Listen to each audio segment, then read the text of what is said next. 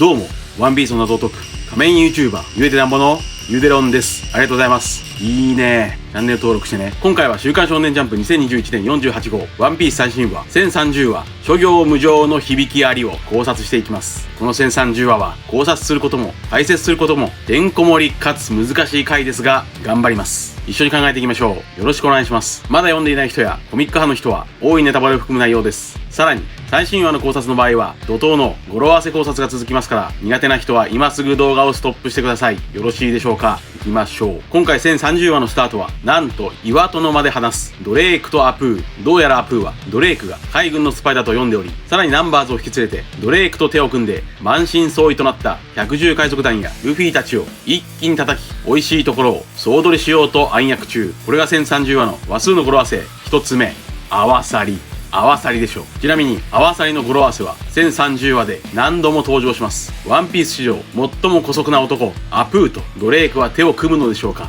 ドレークはアプーを信用できないと言っていますので、ワンピースのパターンでは逆に決裂せず手を組むのでしょう。語呂合わせも合わさりですし、ただドレークがアプーと手を組むとホーキンスの占いが気になってきます。ホーキンスは990話である男が明日まで生きている確率を占っており、その結果は 1% でした。この男はそのままドレークではないでしょうか。希望であるルフィを裏切り、ドレークがアプーと手を組むと、ドレークの運命はかなり危ないものになりそうです。また、ドレークはオペオペを盗んだことがバレた男、バレルズの息子ですから、ドレークとアプーの暗躍はまた誰かにバレそうではあります。また、さらにここではナンバーズのインビ、フーガ、ザンギが初登場しています。この3人は過去に登場したナンギやハッチャよりも比較的知能がありそうですが、基本的には暴走しそうなので、このナンバーズたちもドレークのリスクではないでしょうか。例えばリブルカードによると、アホそうなハッチャでさえ188歳ですから、カイドウに少し雰囲気が似ているインビはかなりの切れ者感を漂わしており、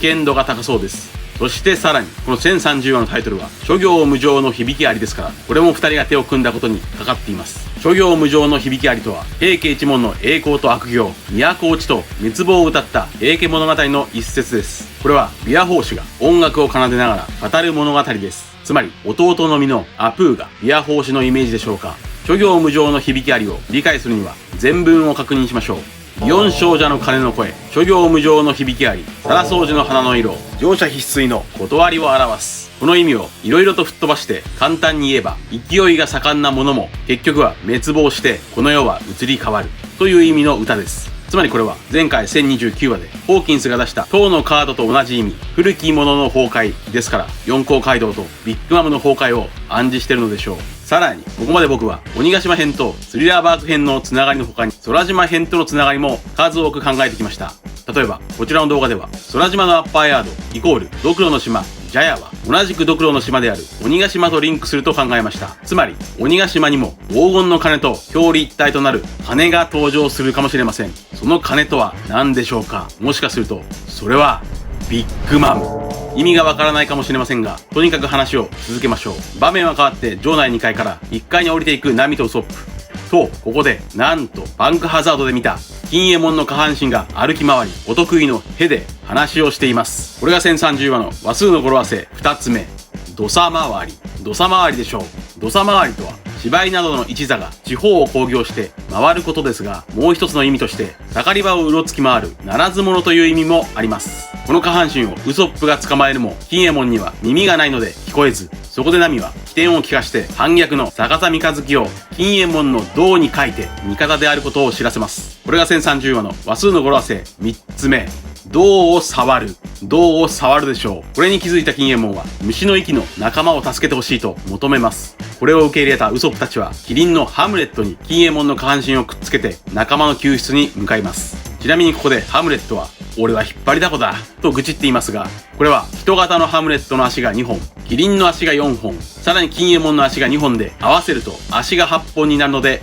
引っ張りだこです。もちろんこれも1030話の話数の語呂合わせ1つ目の合わさりでしょう。足が8本キリンに合わさりました。そして金右衛門が助けたい虫の息の仲間とはもちろんカイドウにやられたお菊です。ここで金右衛門は胴が真っ二つになり横たわっていますが、これはどうやらバンクハザードでローが金右衛門をバラバラにした後元に戻した際にうまくくっついていなかったというとんでもない奇跡を再び金右衛門が起こしました。これはちょうど前回のこちらの動画でも考えたように、金右衛門を表すタロットカードは奇跡を意味する魔術師だと考えましたから、さらにこちらの考察の可能性が高まりました。金右衛門は集合場所を間違えた奇跡の他にも、バンクハザードではシーザーの死の国を生き延びた奇跡がありました。それは696話、話数の語呂合わせはそのままムク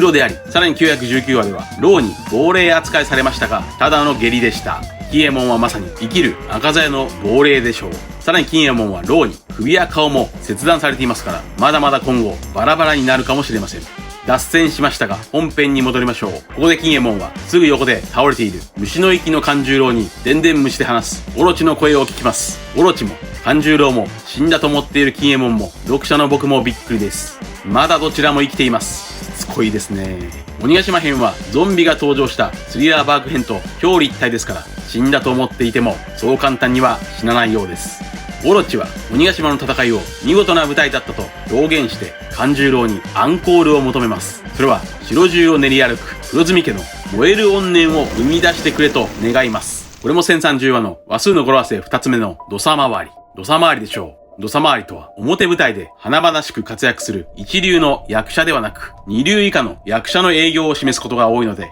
1014は人生の大根役者で、表舞台から勘十郎はすでに降りており、1022は花形登場ではゾロとサンジ、キングとクイーンの花形役者が登場していますから、勘十郎は二流以下の役者となり、今回の語呂合わせ土佐回りが成立するわけです。勘十郎が生み出した魔物は過去の勘十郎そのものであり、鬼ヶ島を這いずり回る様子はまさに土佐回りでならず者です。さらにオロチはここで黒住家の未練を勘十郎に問いかけていますから、これは1030話の話数の語呂合わせ4つ目、問う未練でしょう。とにかく勘十郎は最後の力を振り絞り、木をまとった墨の絵の巨大な魔物火前棒を生み出しました。その姿、役割はまるでパンクハザードの死の国スマイリー。これが1030話の話数の語呂合わせ5つ目、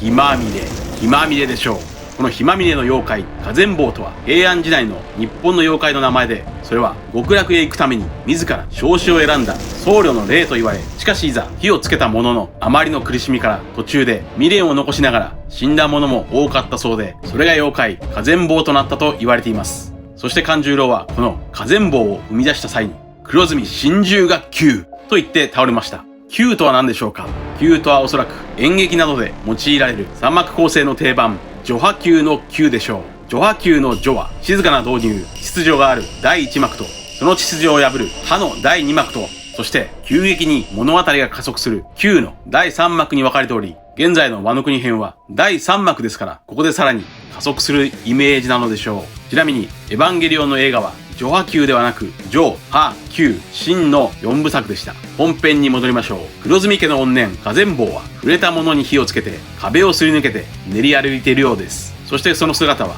974話でオロチに洗脳された際の勘十郎にそっくりですから、まさに黒住家の怨念でしょう。場面は変わって鬼ヶ島の下では桃之助が泣きながらせっせと小さい細切れのホムラ雲を量産して合わせています。これも語呂合わせ一つ目の合わさりでしょう。今に持ちそうな鬼ヶ島の下では花の都の住民たちが未だに祭りを楽しんでいます。これは1週間前に予想した1030話の話数の語呂合わせ6つ目、住民ですが、さほど大した意味はありませんでした。ここでブルックはひまみれの鬼ヶ島城から逃げましょうとロビンに言いますが、次のコマではロビンを狙う CP0 が動き出しています。それぞれ戦いを行う鬼ヶ島の面々を嘲笑う黒住オロチは、ここでタイトルの諸行無常の響きありの続きの句おごれるもの久しからずと言い、鼻くそをほじりながら鬼ヶ島の地下にある武器庫に火前棒を着火して全てを吹き飛ばせと言います。これが1030話の話数の語呂合わせ7つ目、イレイザー、つまり全てを消去する者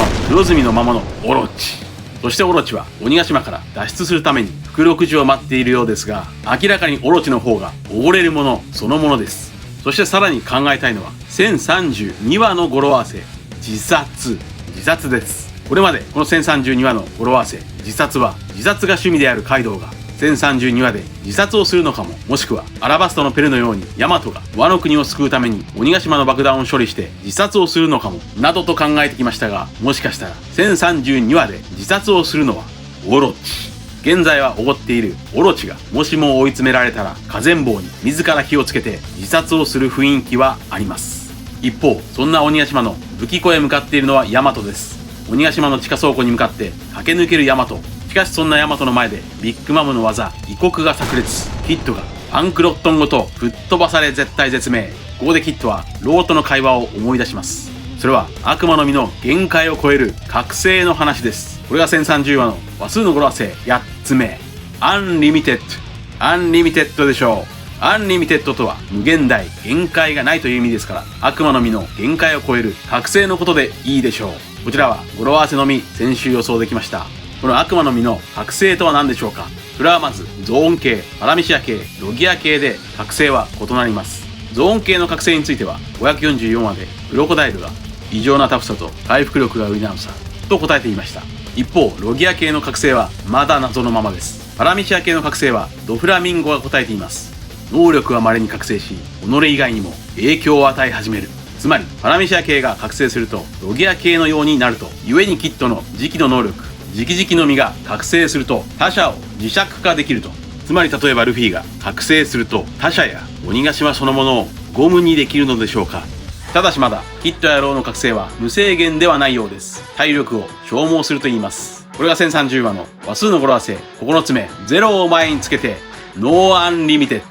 ノーアンリミテッド、無制限ではない。ゼロをノーと読むのは9ヶ月前の動画1000話の時点で最初に提示したように、ゼロイコールないからのノーです。悪魔の実の限界を超える覚醒を表すのがアンリミテッドで、それを使うためにはノーアンリミテッド、無制限ではないという意味です。そしてローはここで手のひらサイズの小さなルーム、クロームを生み出し、そこへ剣を差し込んでビッグマムの内部に貫通させ、剣とビッグマムの体が合わさります。そしてローは内部攻撃、ショックビレでビッグマムにダメージを与えます。ビッグマムの硬い皮膚を攻略するために、ベッチは865話で精神を崩壊させビッグマムに傷を与えていましたが、ローはオペオペで内部から衝撃波でダメージを与えました。そしてこの隙にキッドは直々の実を覚醒させ、磁気を他者へ与えるアサインを発動。ビッグマムそのものを巨大な磁石に変えました。これが1030話の話数の語呂合わせ10個目。入れる実を入れる実をでしょう。ローとキッドは自分たちの悪魔の実の能力をビッグマムに入れて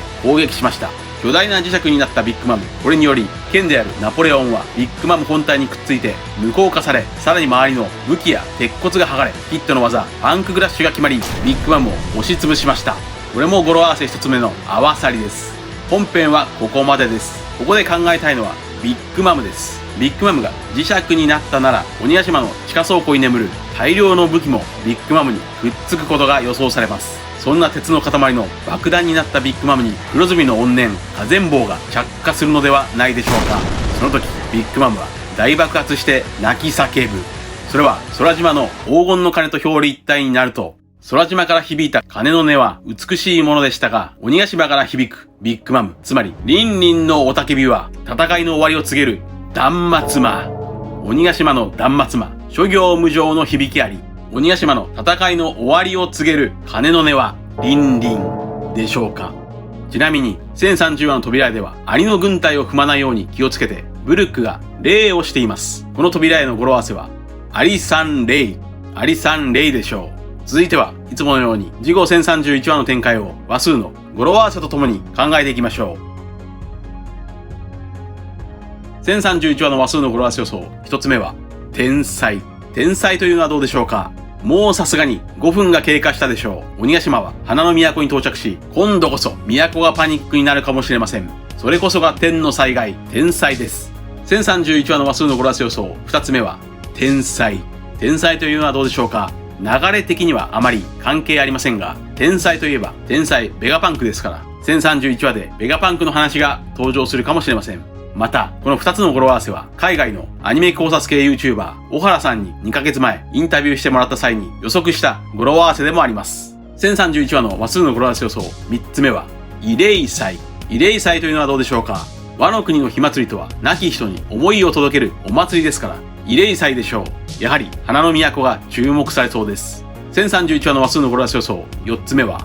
重罪。重罪というのはどうでしょうか。引き続き黒住オロチが罪を重ねるのでしょうか。1031話の話数の語呂合わせ予想5つ目は天才。天才というのはどうでしょうか。天才とは別の場所へ移すことですから、ローがビッグマムを別の場所、武器庫に移動させるかもしれません。そして近くにいたヤマトと合流するかもしれません。そして最後に考えたいのは、ルフィ VS カイドウです。こちらの動画で僕は、ルフィのディアフィフスの姿は、不動明王みたいになると考えましたが、もしもこの考えが正しいなら、夜明けの王、明王ルフィが登場するのは、1034話、火の明王、火の明王、1034話で明王、ルフィが登場するかもしれません。以上です。皆さんはどう思われましたか？ご意見や考察してほしいなどがあれば、コメント欄までよろしくお願いします。ありがとうございました。